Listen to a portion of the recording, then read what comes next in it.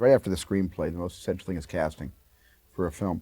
But I got to give Reuben Cannon the credit. You know, Reuben Cannon presented to me great choices, many, many, many great choices. I'd read the book, loved the book, and was, you know, and was tracking to find out what was going to happen to it. There were rumors of that Steven Spielberg was going to direct it, and then Quincy Jones was producing it. And I never solicited a job before, but I didn't want to take any chances, so I wrote a letter to Quincy. And before I mailed it, I received a call from him. Would I meet with him? And we actually met here at Amblin with Steven, and I got the job. As far as Celie, I just kept hearing about this amazing stand-up comedian in the Bay Area named Whoopi Goldberg, and I laughed at the name.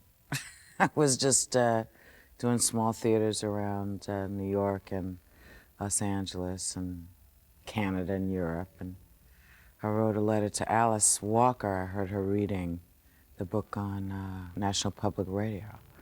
So I pulled over, my daughter and I were listening to her read. And then I wrote her a letter. And then I got to New York and there was a purple envelope waiting for me saying, listen, I know your work, I live up in the Bay Area, so I've passed on your information, which I thought was kind of wonderful of her. I knew that she should be Celie and not some other actresses because she has an indomitable quality. And she has that wicked sense of humor. And you cannot imagine her being down without having a really sharp opinion about it. I remember meeting her, having her come down, and I had her do her audition. And her audition, what she wanted to do, she said, let me do my routine. Let me do some stand-up for you, just so you can, but I need an audience. And he said, oh, there'd be like 7 or 8 people, and I walked in there, like 40 people there, and Quincy Jones and Michael Jackson and Ashford and Simpson and all these people. And I'm thinking, this is really cool. A little scary, but very cool. And Whoopi did this wonderful routine, had us all in stitches. And she had a range that was totally 360-degree scope, from Valley Girls to Puerto Rican and everything, you know, just Whoopi. Nobody does it like her. Steven went mad for her. He really loved it. He said, that's the one, you know. I'm not doing the movies if she doesn't do it, you know. So I did my show, and he said, oh, I'm directing Color Purple. I'd like you to be in it. I was like, oh, okay. Yeah, so, oh, I think I'd rather play Sophia, because I liked her character more. I thought she had more going on than Celie. And he said, no, I think you'll be, I swear it could be really bad, you know, because I don't do this. You know, and he said, well, no, I think it'll be all right. I said, man, if it sucks, you're going to be really in trouble. He said, well, if you've sucked before, it's the worst thing that can happen. And then I did a screen test. And the good news that came out of it was that Whoopi Goldberg was going to be Celie. There was nobody else alive in the world in 1984 that could have possibly been Celie. She was the only Celie.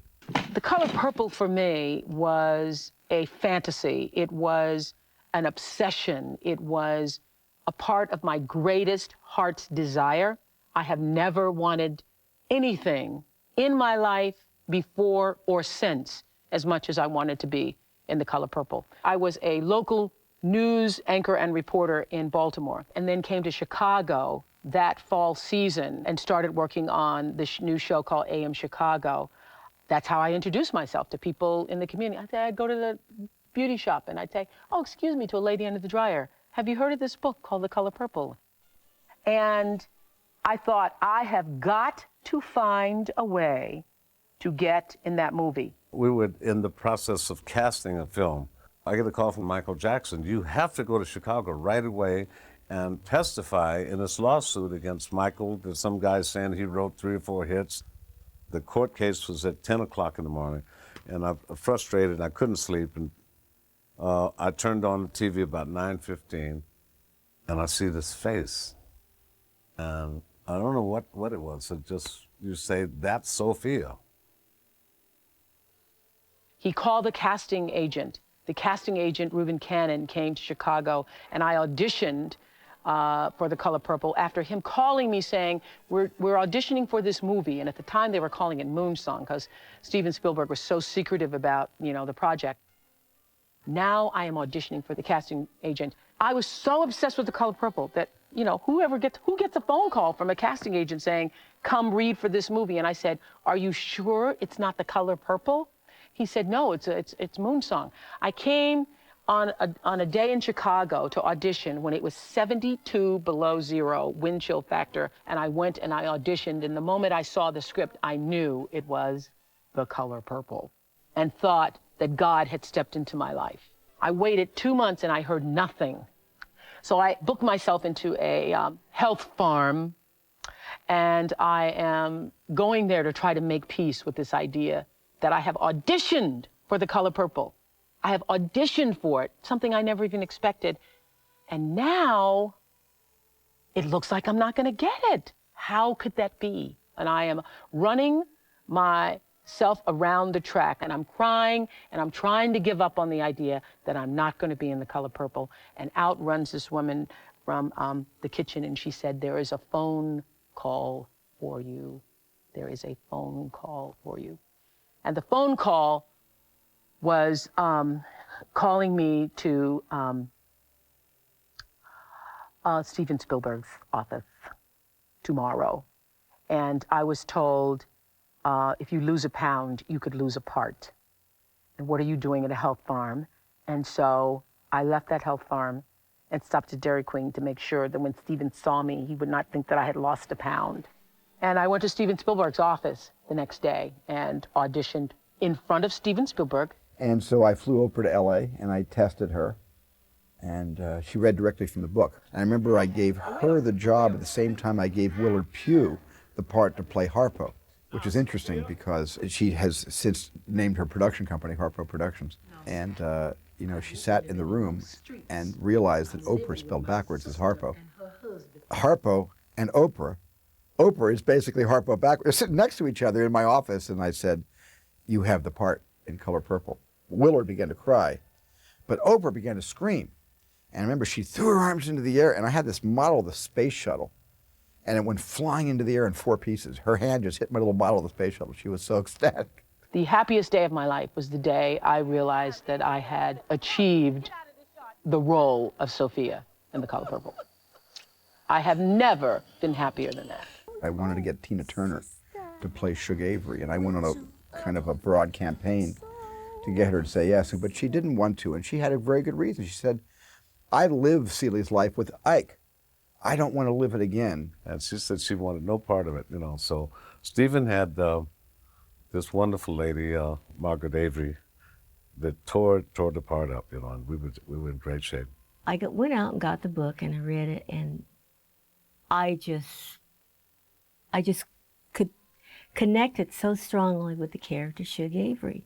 I mean, aside from it being my own surname, but I was determined for Reuben Cannon to see me. And he says, you're not right for it, Margaret, but you know, I will let you read.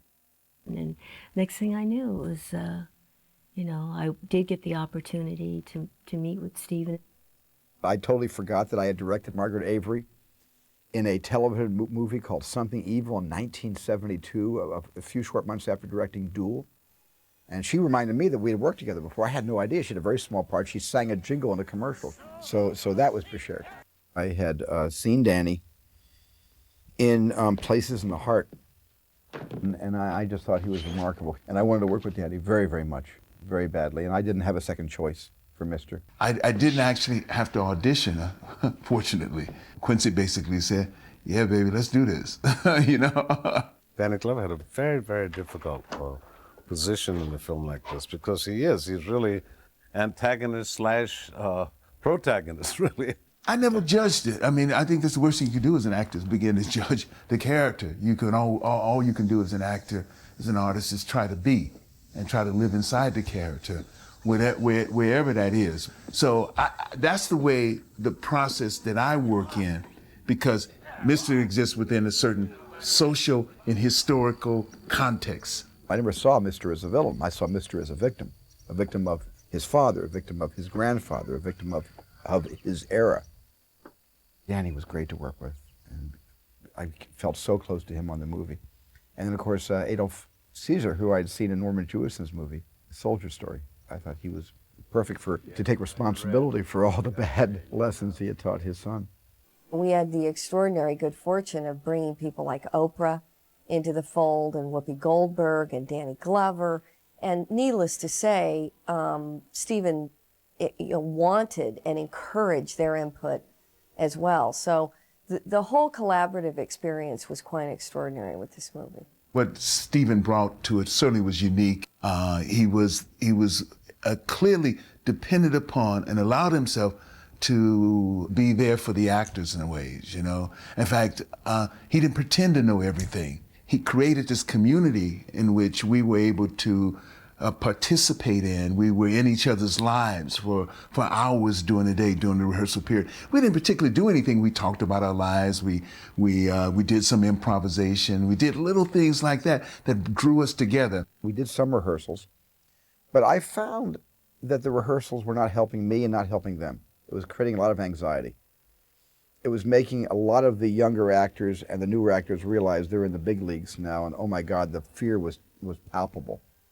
And I felt that the best thing to do is to suspend all of the rehearsals and to pretty much just commit ourselves to making the picture. The scene is very violent, and it's very hard to watch. Any kind of separation between siblings or parents and children are almost impossible to watch and to bear. And I remember how hard that was to shoot, and I think because of that, each setup is one take. And once they went, unless something happened with the camera, there would be no reason to make them go through that anguish a second time. There was so much coverage, they did have to do it over and over again from different camera positions. So they had a few minutes to rest between setups, and then they have to, put out again. It was very difficult. It was very hard. It was hardest on Danny.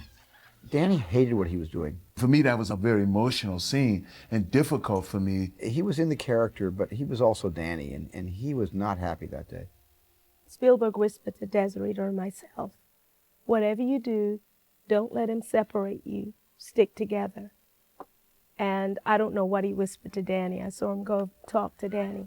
I remember the toughest thing Danny had to do was beat their hands to get them to let go. I remember holding onto that thing, and Danny Glover Mr. smashing my hands for real. That was hard for him. That was really hard for him. There was some moment when it became so real that I began to shake after shooting the scene. I remember just being so, feeling such a loss because I had been told not to separate from my sister, and he managed to separate us. And then I just felt this dirt hit me as Vista threw it at me. And just what came out of me was, why? In preparing for the role, I wrote out the biography of the character and all the little details of childhood and fears and frustrations and secrets. All I knew was that I was in a movie. And that's all I knew. That's all I understood. The people were putting clothing on me that wasn't mine. I shouldn't go to lunch wearing my clothes because I could mess them up. So it was just like SpongeBob walking around, just absorbing everything in awe and not having any idea that there was a magnitude to what we were doing. For me, it was all internal about, oh my God, I'm sitting here at a table and Steven Spielberg's behind the camera. Oh my God, oh my God. It's the thing I think I've missed in the rest of my career was finding somebody whose understanding of film was as deep as his. Because he could say to me, this is the piece of the film where I want you to feel like, Scout discovering Boo Radley behind the door. It's like, oh, okay, cool. And he'd be saying all this other technical stuff to other people. I'd be like, what's he talking about? And he'd come over and say, well, remember in Lost Horizon when, I said, yeah, it's okay, that's what I want. Okay. So it was quite wonderful. That scene in the cornfield, you told Harpo to beat me all my life, I had to fight. I love that scene because I got to work early that morning and they were just setting the cameras and so forth. And I said, I can do it. I can do it. I don't need anybody here to even do it with. So I did that scene looking at a clapboard in one take. I was so involved every day with everybody's work. I just come to watch everybody work, even when I wasn't working. We went in whether we were called or not. Even when we weren't called, we called each other and said, you going in? Yeah, I'm going in. We go in. The food was great. We liked watching scenes. We were the Color Purple groupies. I mean, we went to every single night of dailies. I was so on edge, so nervous, so terrified that I wasn't going to be able to pull this off and had wanted it so much that I feared every day that Stephen was going to change his mind and give that role to somebody else. Thanksgiving dinner scene was a surprise because Oprah, her character, came alive and she gave this wonderful monologue, and it gave so much more heart and conflict to the scene. I could just tell that she had ideas. She wasn't telling me I have ideas, Stephen. She was just saying, I could just sense that she was yearning to, because she was crying a lot that day. I was the last person to speak at the dinner table. And then I just kept rocking, and Stephen said, tell them how you're really feeling. And that entire scene became ad-libbed. She was very involved in the scene and what she had gone through. And I said, can you just sort of say what's in your heart and just start talking? It just came up out of nowhere for me. And that's the day I got it. That was the day I became an actress. Whoopi got up from the table. Stephen came over and hugged me. Everybody started applauding because everybody else also knew that I'd broken the fear barrier for myself. When you finish a movie, it's a combination of sadness and bliss because you're done and it's in the can. And I just remember wanting to be friends with everyone afterwards. So it was a little bit of sadness to be done, because it was a big deal. We're all touched by the piece. Sometimes I run into Stephen and his wife Kate. I mean, you run into people and you see them, so it's like we're forever connected. I remember thinking that something wonderful had happened. Some major change had just occurred in my life. I didn't know what it was, but I knew some major change had happened, and I knew that I had made a very, very good friend in Stephen. And so it just sort of felt like the natural end of things. In the last scene when we're playing patty cake, I remember it was a field and it was actually shot, at dusk. We all become equalized with age and death, We become all equal partners there. Whatever we are at some point in our youth or whatever, when we get old, we have the same aches and the same pains. At that particular point in time, when they all come together, they've lived their lives, they've made their stand, and they become a part of each other's memory in a different way. The premiere of The Color Purple in New York City, Steven Spielberg comes up to me and he says, I know you were scared. I was, Steven. He says, but I could see your fear was working for you, so I let you stay scared. I was just overwhelmed with pride for the film, and even more overwhelmed when the nominations for the Oscars came through. I was disappointed in, when Stephen wasn't nominated, because it was absurd. It didn't make sense. To know that your peers recognize you, that was incredible. I was rehearsing for that moment from the time I was born. I always wanted an Academy Award. I just thought, well, yes, I would like to have an Oscar, not realizing that how hard they are to get. For some reason, this part passed me by. I just thought, I would like to have one of those. And then, suddenly somebody calls you at 4 o'clock in the morning and says, you just got nominated for an Oscar. It's like, what? What? I went to the Academy luncheon, and I shall never forget, Gene Siskel, the late Gene Siskel, said to me, enjoy the luncheon. If I were you, I would bronze the roles, because you're not going to get an Academy Award. You're a novice, and Angelica Houston's probably going to get it. That's what Gene Siskel had told me. And I did take the roles, and I did bronze them. And I still have, along with all of my other awards that I've received over the years, my bronzed role from the Academy luncheon is one of my, great achievements. And Gene Siskel was right. Sitting there was painful in the Oscars. It was very painful as the nominations were read. Not only did I not get an Oscar, none of us, 11 nominations and not one Oscar. In the mid-'80s, when Color Purple came out, there was a real heightened sensitivity about the lack of black films in Hollywood and what was Hollywood trying to say when it did make a film. And I think that people weren't sure how to take the movie.